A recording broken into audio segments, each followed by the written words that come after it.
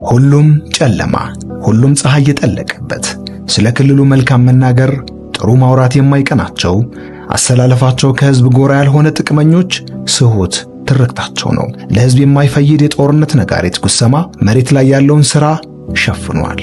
የተለፋባቸው የተተጋባቸው ውጤቶችን ከልሏል። የትግራይ ክልል ከፕሪቶሪያ ስምምነት በኋላና ዛሬ ምን መልክ አለው?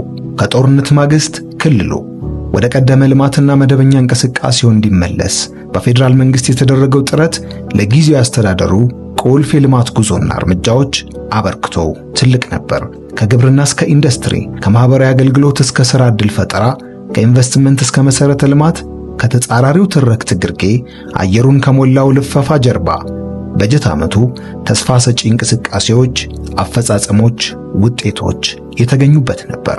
በ20 ቀናት ውስጥ 11 ሚሊዮን ወይንም 60 በመቶ የሚሆነውን ማህበረሰብ በማሳተፍ በ1350 ተፋሰሶች ላይ 23000 ሄክታር ወይንም 75 በመቶ መሬት በአፈርና ውሃ ጥበቃ ሥራ እንዲሸፈን የተሰራው፣ በክረምትና በሁለት ዙር የመስኖ ሥራዎች በአጠቃላይ 105000 ሄክታር ወይንም 80 በመቶ መሬት የለማው በዚሁ ምንም እንቅስቃሴ ያለ እንዳይመስል ተደርጎ በተሳለው የበጀት ዓመት ነው።